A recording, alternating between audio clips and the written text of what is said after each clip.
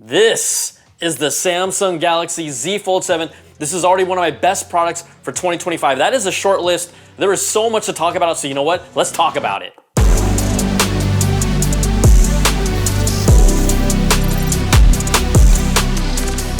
If you're living under a rock, you know that foldables have been around for around 6+ years. This is the Z Fold 7, so this is their 7th iteration, but they finally hit the jackpot, right? This is really, truly a generational change, a huge leap up from what we've seen over the past years, and has really told me that the foldable market has arrived when we're talking about the form factor. There's so many things about this device that has made it enjoyable every second I've used it. So let's just get into it. We're gonna talk about the design. We're gonna talk about the features. And yes, we're gonna talk about some of the bugaboos that I think still obviously need to be addressed. But first of all, this is all about the design. This thing here weighs 215 grams. That is 10% lighter than the previous Z Fold 6, so you're getting gains there. Also, if you're talking about just how thin this is, when I keep it closed, 26% thinner. This is 8.9 millimeters thick. So when you talk about, well, how thick it is, we're gonna ignore the camera bump, right? Just the body.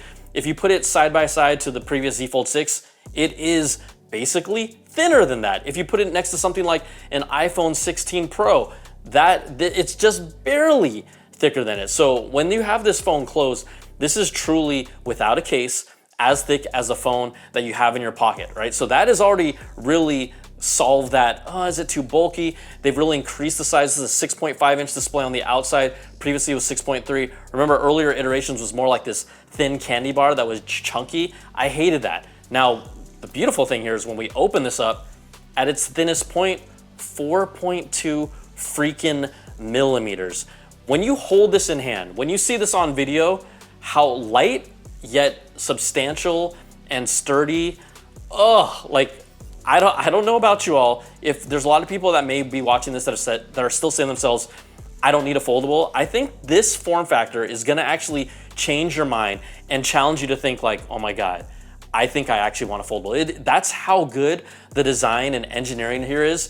You have this new frame here, and with this hinge here, I will say that you can open it up, but sometimes if you'll watch me, it's not like I can consistently like blindly just open it instantly. Sometimes it gets a little stuck. This hinge is solid. This hinge is smooth, but I do think there's a point in time where maybe this hinge could be a little more flowy, a little smoother while still clasping closed, right? I'm not criticizing this because, again, this is an engineering marvel when you're talking about a foldable phone. Yes, we know over in China with Oppo and Honor, they do have foldables that are slightly thinner, but here in the US specifically, the only answer we've really had directly to buy is the Pixel Fold and the Pixel 9 Pro Fold.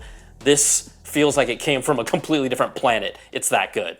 Now, I talked about its outer display, 6.5 inches, a little larger than the previous 6.3. When I open this up, this is now 8 inches. So this is 8 inches of goodness, 120 hertz refresh rate on both the inner screen and the outer screen. They both support HDR10 plus content. So that is, Samsung does not support Dolby Vision.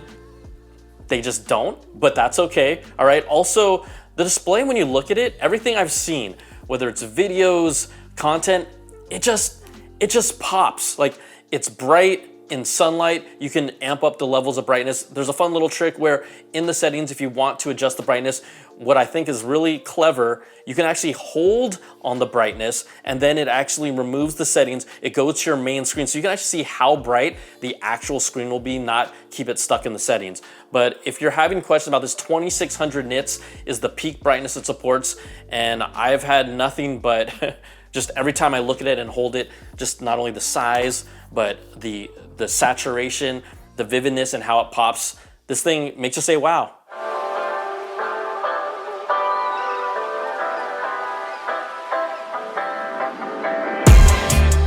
Performance-wise, what do we have packed in here? Qualcomm Snapdragon 8 Elite 4 Galaxy chip inside. This is a screamer. In the past, we've criticized some of the chips in Android phones in the past. Oh, it's a little laggy, it's not as smooth. This thing, the way this operates, it is buttery smooth, switching through apps from different menus. This has been optimized for Android 16, right? They have the Samsung One UI 8 on top of it. I will say that is probably for me the biggest I don't want to say deterrent, but if there's one thing that I would say, I really wish it did have pure Android. If you have pure Android on a form factor like this, you're just gonna be like, good Lord. Like, that's just my personal preference.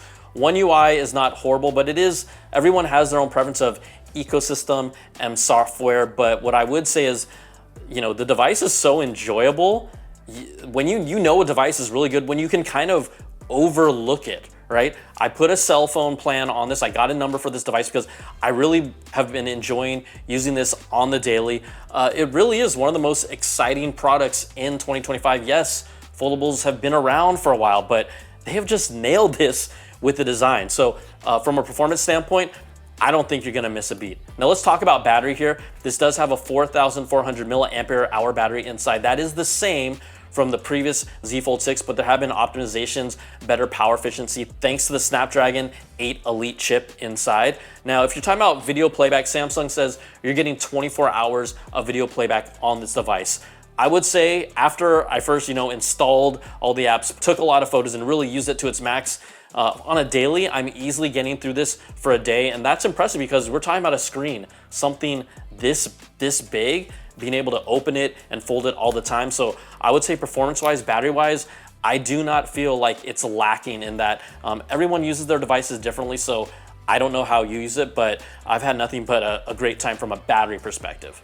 Now, if we're talking about charging, this supports 25-watt charging with a wired connection. I will tell you, that is lacking compared to what else is out there. I know something like the 16 Pro for iPhone is 45 watts with a wire. Now, I think the difference might be because of this super thin design, maybe the heat generated, that's the reason they went in that direction. I'm not 100% sure, don't quote me on that, but there might be reasons for that. Either way, it is lacking. For wireless charging, it does support 15 watts wireless charging, but then it's also Qi 2 ready, which means that supports up to 25 watt wireless charging. But that also means because it's ready, there's no actual built-in attachment system for magnetic accessories like charging pucks or card holders and battery packs. So if you want to use peripherals like that, you're actually going to need a case to get that full Qi 2 support. Also, there's different configurations. You can get this with 256 gigs of storage, 512 or 1 terabyte. One thing to note is that the 1 terabyte model has 16 gigs of RAM. The other two models have 12 gigs of RAM. This is a 512 gig model. I will tell you, nothing has told me that it needed the 16 or that it's slowed down because of that. So either way, I think you're getting a great device. But if you're one of those people that says, I gotta get the most memory, then you're gonna gotta pony up and get that 1 terabyte model. Let's talk about gaming here, all right? This is, with a screen like this, you want a game. So I got games like Marvel Snap. Yes, I'm used to using it on a smaller screen display. I could use the outer screen like I normally do with my games. That's totally fine. But if you have a device like this that again is basically as thick as your standard phone, you're gonna want to go large. You've got games like Genshin Impact. This was somewhere around like a 30 gig download for me, but you're playing at 60 frames per second. The graphics are gorgeous. The screen again pops vividly. All these nice blue hues. It just looks really nice to be on a device like this. And I can imagine something like Razer has the little hand controllers that you can plug into the side. This is just a really nice device for gaming, even with the different, more square-like aspect ratio. So gaming on this device is really a treat. Again, who doesn't want a bigger screen? And one thing I do want to talk about with the bigger screen, so many people that are maybe not regular foldable users are complaining about the crease. I'm gonna tell you, only in direct sunlight or when light is hitting at a certain angle, do you really see the crease. But when I'm watching movies head on, when I'm playing games head on, when this is in my hand, I'm using email and everything, you just don't see the crease. So yes, foldables are made to have creases. As time goes on, we're hearing reports that they're continuously trying to remove the effect of the crease, and that's fine. But if you're telling me that you're just not gonna buy this just because of the crease, I don't think that's the only reason why you're not.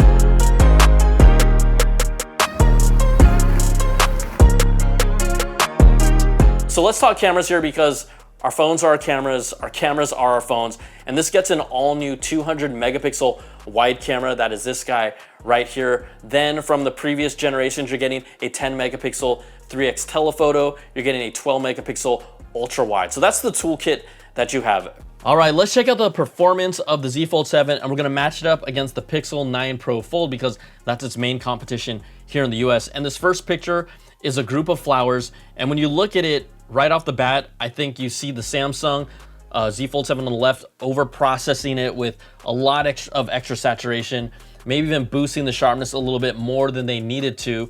It does catch the eye on screen, but if you ask me what did this actually look like in real life, the Pixel 9 Pro Fold really captures the natural look of it, a little more dynamic range. We can see a lot of boosted brightness on the left as well. So if I had to pick one, this is definitely gonna be the Pixel 9 Pro Fold.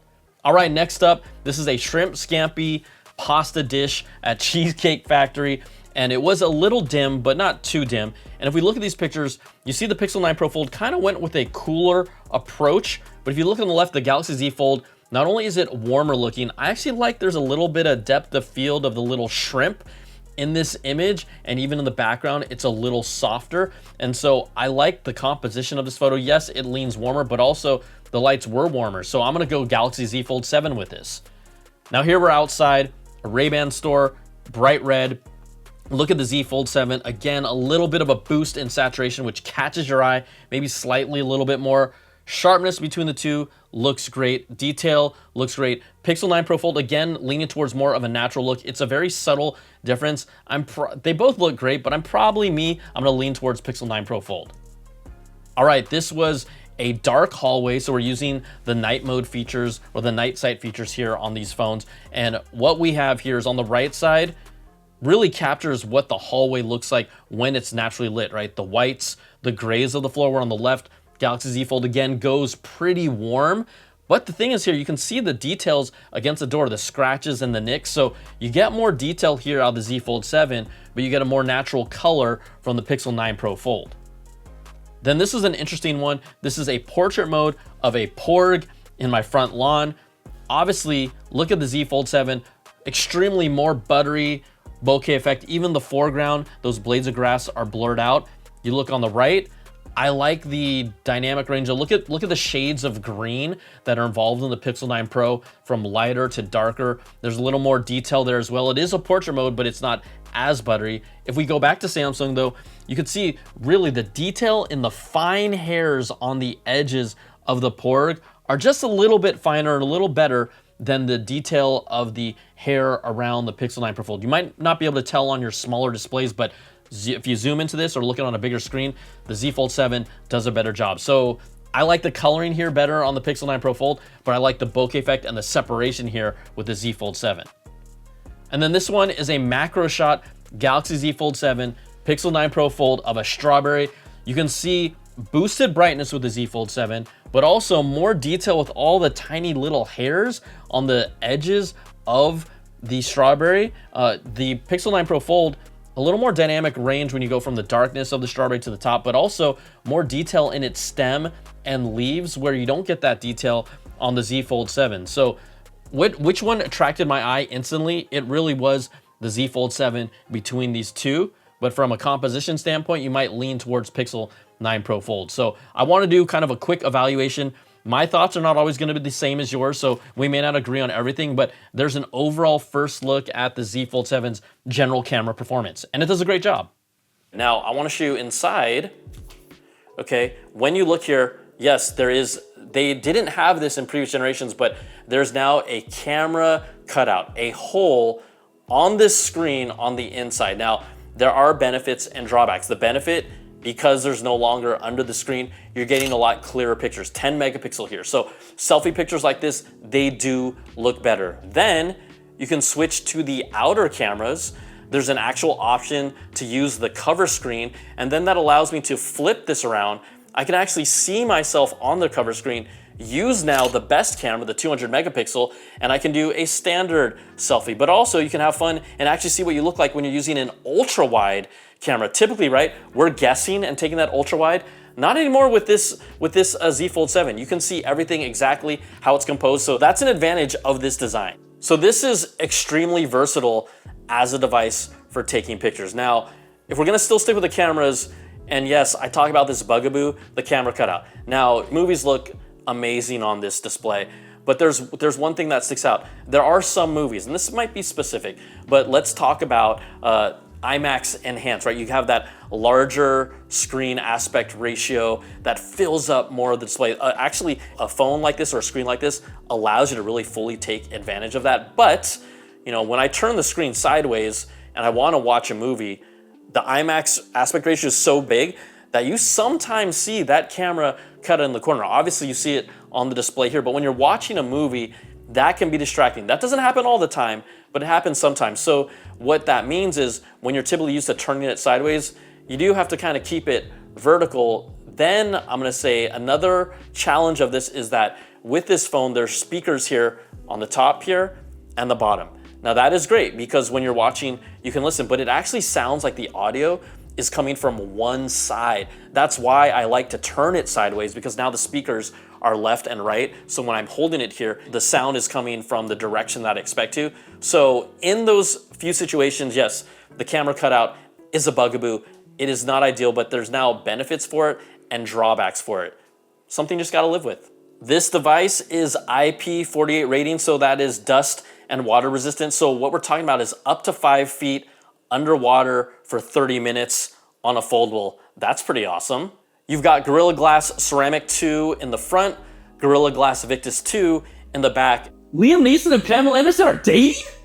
And the big thing we want to talk about, this re-engineered armor flex hinge. Again, I did talk about how it is a little tight, but this is the slimmest foldable we've had here in the States. So I'm not gonna, you know, complain about it too much. Then you also have the Z Fold 7 Ultra thin glass. Like the actual glass here is 50% thicker than before to make it more durable. And then there's also a titanium lattice underneath this to add support and durability for this flexible display. Now we talk about this flexible display, people always say like, well, how fragile is this? Well, Samsung just came out with a report that this is now twice as durable when you're talking about flexibility. So you can actually fold this back and forth. I shouldn't be using the folds that I have 500,000 times.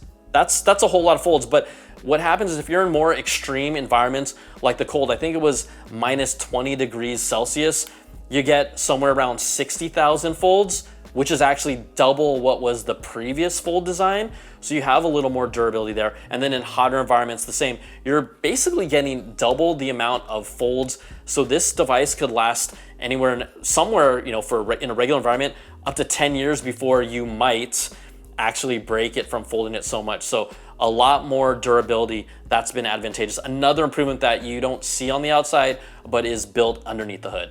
All right, I've talked about some things to be aware of, but I'm gonna hit a few more. One of the things here is, this is just because someone's gonna probably put this in the comments. When you open this fold up and you open up all the way like this, it technically is like 179 degrees. This is an issue that the Pixel Fold had. So if you really want it truly flat, you just gotta give it a little bit of a flex. I only have to bring that up because someone's gonna say, sometimes when you open it, it doesn't open up all the way. Just give it a little bit extra flex and then you are truly flat. The funny thing about this is you say truly flat, you put it on a table with a camera bump, it's gonna wobble, right? So that is just something that we want to be aware of. I did already talk about some of the issues with the camera cutout, and then I also talked about, this is a personal thing, about the speakers on the side. I'm not expecting there to be 4 speakers. It would be nice because I look at this design and I say, where are they gonna put the speakers? You already have a 4,400 milliampere hour battery, so I am forgiving about that, but at the same time, I need to bring it up because it does bother me. If I'm watching a YouTube video, which doesn't get blocked by the camera cutout, I do turn it sideways just so I can see it. And then also, you have the cool thing, because it's a foldable, I can rest this on a table, on a surface, and then the video will play on this top screen, and you can just rest it down. So again, just really super versatile. I think the biggest thing that a lot of longtime Fold users are gonna miss, depending on if you actually use the feature, is there is no more S Pen support. Now, why is this important? Well, Samsung said they found that it was a very low usage rate, and there are people in the comments that will say, I use the S Pen, that's a deal breaker for me. Okay, understood, but it also allowed them to make this thin.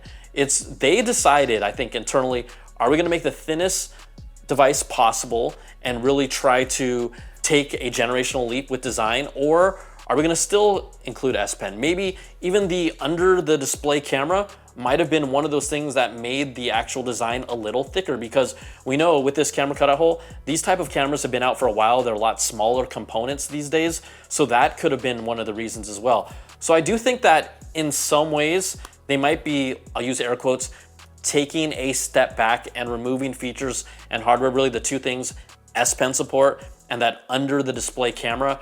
But in the end, if the end result is this, that would not stop me if I was someone who was already invested in the Fold ecosystem of getting one, because this is like the best feeling device I've had in a long time. All right, let's talk about what is stopping someone from buying this, because we've just gushed over the design. I'm not gonna gush over it anymore. The two biggest things are, number one, the price. This starts at $1,999. That is a whole lot for someone to pony up for, even though on the high end of non-foldable phones we're around $1,500, $2,000 is a different number. The good thing, there are trade-in programs. You can trade in the previous Z Fold 6 to get $1,000 off this. Certain iPhones, I think you can get up to $700+ off this. So if you factor that in, maybe that's compelling enough for you. But as it stands right now, yes, the price point is a lot. Ideally, I hope they can bring it down as parts and materials get less expensive, but